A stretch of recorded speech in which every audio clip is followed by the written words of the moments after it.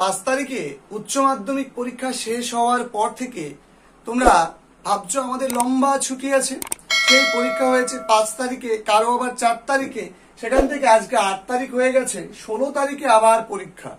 মাঝে লং ছুটি, একটু আয়েশ করে নি, আজ পড়বো না, থাক কাল পড়বো, আজ একটু ফ্রি ফায়ার খেলে নি, থাক আজকে একটু বন্ধুদের সঙ্গে আড্ডা মেরে আসি, আজকে থাকার পড়ছি না।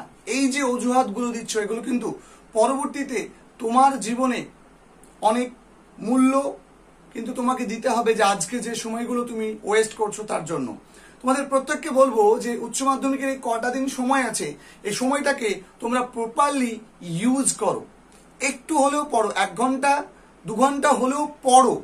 তোমাদের বলবো যে অনেকে, আমি মেন সাবজেক্টগুলো লিখে রেখেছি যেগুলো ম্যাক্সিমাম ছাত্রছাত্রীদের পড়ে।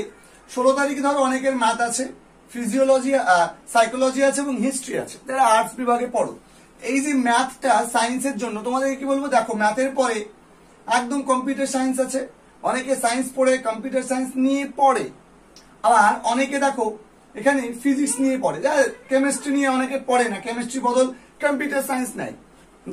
যারা তোমরা কম্পিউটার সায়েন্স নিয়েছো তাদের অনুরোধ করবো যে এই যে মাঝে কয়েকটা দিন সময় আছে, তোমরা এক কাজ করবে, তোমরা আজকে ধরো 8 তারিখ, তাহলে 8 তারিখ 9 তারিখ এই দুটো দিন তোমরা সময় দাও। এই দুটো দিন তোমরা কম্পিউটার সায়েন্সটা একটু পড়ো। যাদের ধরো ফিলোসফি আছে, শুধু হিস্ট্রি পড়লে তো হবে না। তোমাদের যে সাবজেক্টগুলো একটু পিছিয়ে আছে, একটু দুর্বল, একটু কম প্রিপারেশন নিতে পেরেছো, সেগুলো তোমরা পড়ো। তাহলে তোমরা একটু 8 তারিখ এবং 9 তারিখ কম্পিউটার সায়েন্সটা পড়ো, ওকে, বা 10 তারিখে কম্পিউটার সায়েন্স পড়ো। তারপরে দেখো 5টা দিন সময় থাকছে, এই 5 দিনে তুমি যার কম্পিউটার সায়েন্স আছে সে কম্পিউটার সায়েন্স পড়ে নেবে। অনেকে ধরো ইকোনমিক্স নিয়ে পড়ে, এটা তো সবার থাকে না, ইকোনমিক্স নিয়ে যারা পড়ে সবার থাকে না, তো এইগুলো আমি বলছি না।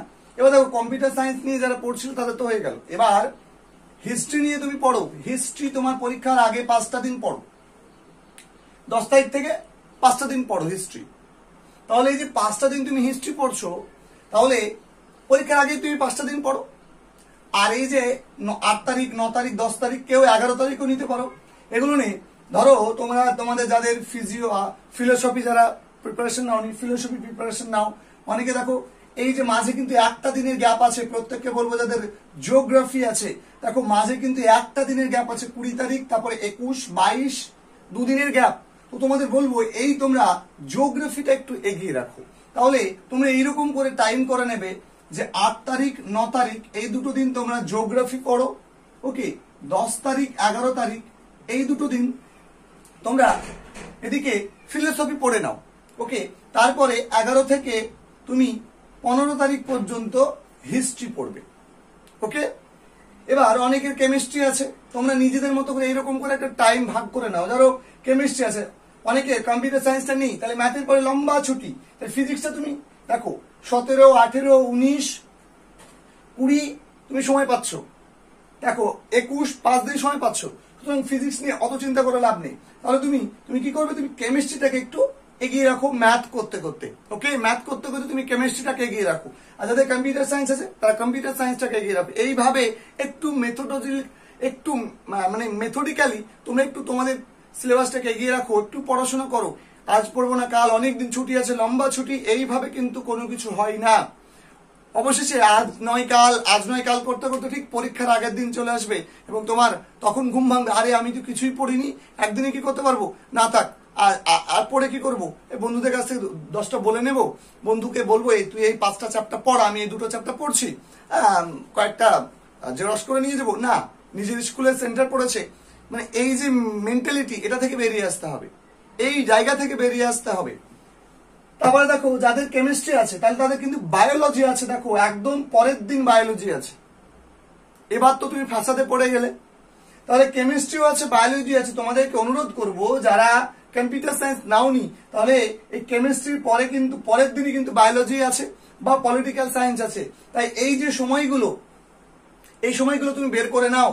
এই যে 11, 12, 13, 14, 15, 5টা দিন তুমি সময় পাচ্ছ, তুমি চেষ্টা করে নাও যে 8 তারিখ 9 তারিখ এই দুটো দিন তুমি বায়োলজি পড়ে নাও, যারা সায়েন্স আছে তাদের, আর যাদের নেই তারা পলিটিক্যাল সায়েন্সটা পড়ে নাও এই দুটো দিন, ওকে। মাইনে রাখবে পরবর্তীতে গিয়ে। আবার তুমি এই দুটো হয়ে গেল। এইবার এই যে 10 তারিখ, ঠিক আছে, 10 তারিখ এবং 11 তারিখ এই দুটো টাইমে তোমরা কি করবে, তোমরা কেমিস্ট্রিটা পড়ে নাও। যাদের কেমিস্ট্রি আছে তোমরা কেমিস্ট্রি পড়ে নাও। আরবিক অনেকের থাকে, অনেকে ফ্রেঞ্চ থাকে।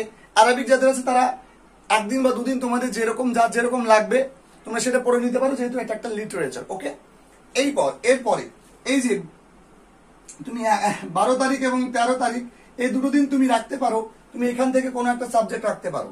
তারপরে তুমি এই যে যার ম্যাথ আছে তাকে তো বলে দিলাম তুমি কি করে পড়বে ম্যাথটা। তুমি শেষের 4 দিন অন্ততপক্ষে ম্যাথ করো, শেষের 4 দিন রাখো, 13, 14, 15। তুমি 12 তারিখ থেকে করো, 12, 13, 14, 15 এই 4টে দিন তুমি কি করবে, 4টে দিন তুমি ম্যাথ করো। তাদের আছে হিস্ট্রি, তারা হিস্ট্রি করবে। আমার মনে হয় না যে আর্টসের সাবজেক্টের জন্য অতটা সময় প্রয়োজন হবে। তোমরা তোমাদের মতো করে এইরকম করে কোনটাতে তোমাদের কম ছুটি আছে, যেমন বায়োলজি এবং পলিটিক্যাল সায়েন্স, যাদের এদিকে অ্যারাবিক আছে, অনেকের অ্যারাবিক থাকে না। কেমিস্ট্রি অনেকে ম্যাক্সিমাম ছাত্রদেরই কেমিস্ট্রি থাকে, তো কেমিস্ট্রি থাকলে বায়োলজিক্যাল সায়েন্স আছে। তাই প্রত্যেককে বলবো যে তোমরা অবশ্যই 8 এবং 9 তারিখ আজকে এবং আগামীকালকে এই দুটো দিন তোমরা বায়োলজিক্যাল সায়েন্স পড়ো। যারা আর্টস নিয়েছো তারা পলিটিক্যাল সায়েন্স পড়ো। তারপরে তোমরা নিজেদের মতো করে বাকি সাবজেক্টগুলোকে একটু ভাগ করে নিয়ে পড়ো। নচেত কিন্তু পরীক্ষা চলে আসলে অনেক তোমাদের প্রস্তুতি কঠিন হয়ে পড়বে, এবং তোমরা এই যে লাস্টের দিন যে ছুটি পাচ্ছ না, এটা কিন্তু তোমরা কাজে লাগাতে পারবে না। তোমাদেরকে একটা বেস্ট স্টাডি প্ল্যান দেওয়ার চেষ্টা করলাম। পরীক্ষার আগে রুটিন কিভাবে তুমি তৈরি করে পড়বে, তোমার নিজের কাছে তুমি কোনটা কেমন ভাবে তোমার প্রিপারেশন নিয়ে রেখেছো, কোনটাতে তোমার বেশি গুরুত্ব দেওয়া দরকার, সেটা তোমাকে সিদ্ধান্ত নিতে হবে এবং তোমাকে একটা নতুন রুটিন তৈরি করে নিতে হবে। আমি পারতাম তোমাদেরকে রুটিন তৈরি করে নিতে পার, তোমাদেরকেই আমি একটা মোটিভেশন দিয়ে তোমাদেরকে আমি বললাম যে তোমরা নিজেদের মতো করে একটা রুটিন তৈরি করে নাও। আমি একটা আইডিয়া তোমাদেরকে দিলাম। সো দেখা হচ্ছে তোমাদের সঙ্গে পরবর্তী ভিডিওতে। Till then take care, stay safe, stay happy, stay healthy.